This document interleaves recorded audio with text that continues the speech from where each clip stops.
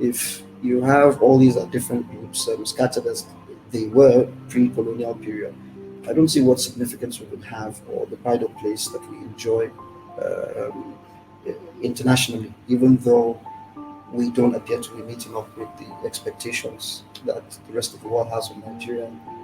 Um, Nelson Mandela famously said that Africa and the black race in the world will never get respect unless and until Nigeria earns that respect on behalf of Africans and the black race. And his argument is, and every Nigerian citizen must be made to realize that truth. It's a very profound statement which shows that if you get Nigeria right, you get Africa right. Populous country with huge population, and the things that ordinarily people think are impediments to our growth and development, they're actually positive things. It all depends on how you decide to use them. Diversity in itself is not a negative element. It could be qualified. You could make it positive, or you could. I'll buttress your point there. Yeah. When you talk of, and I will use the Southeast, just like you did. Yeah. The Southeast, from history, have been the most egalitarian of societies in Nigeria. They've always Egalitarian. Yeah, they've always been very, very egalitarian. They've always held village squares where every male adult is able to sit down and contribute politically and socially to the society. Yeah. Now, when you look at the Electoral College, you look at that egalitarianism from the Southeast. How come we're not being able to progress? Is it a case of the definition of Nigeria? People don't understand it. People don't get it. What exactly is your definition of Nigeria? Okay, okay. I'd like to start from here, and I think what's most key is that the average Nigerian, or I'll say at least over 80% of Nigeria, first see themselves as Hausa, Yoruba, Tiv, Igbo, before they see themselves as Nigerians. So we kind of have 774 countries within one territorial boundary. That's the simplest way to explain it. That's each local government. That's the simplest way to explain it. So, and then our democracy also has not helped.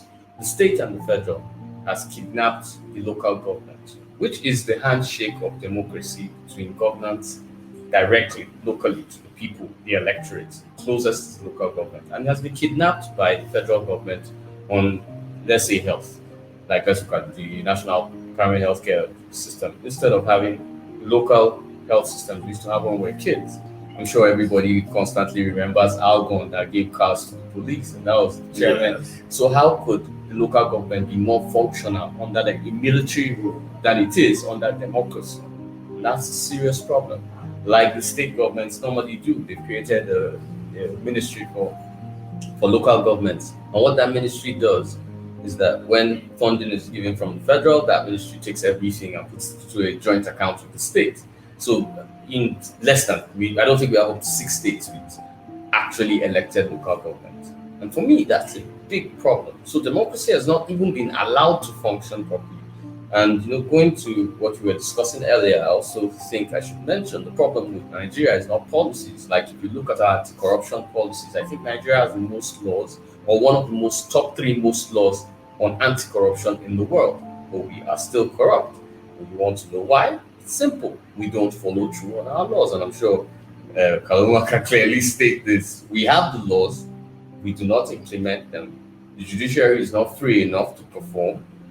And you, of course, will have Nigeria in a shot. We're going against ourselves on almost every parameter. So it ends up being, I've always described Nigeria simply as the buffet. Nigeria has a dinner table, and everybody waits for their turn at the buffet.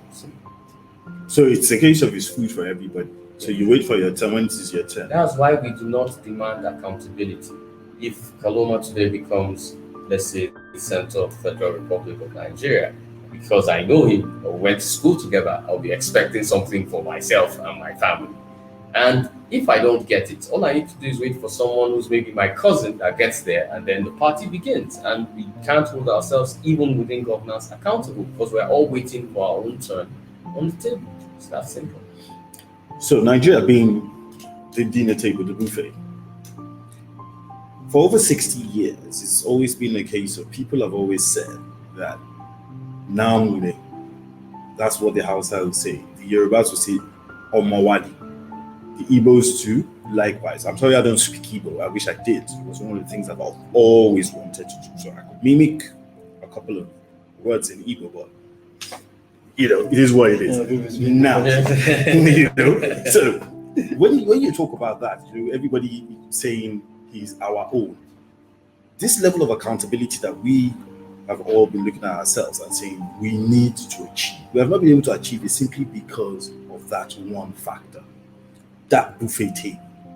Where do we start to nip it in the bud? How do we start to ask for accountability in a country as complex as Nigeria? I don't like the word complex. I don't think Nigeria is complex. Nigeria is not complex. Nigeria is very simple. They're very happy people and they love to party. Nigeria is that simple. Well, when you talk about party, I think that's why our music is everywhere in the world. And I think it's probably our most successful exports. More successful than one. To buttress what KUNLE said, Nigeria's problems or the consequences of Nigeria's problems are extremely complex.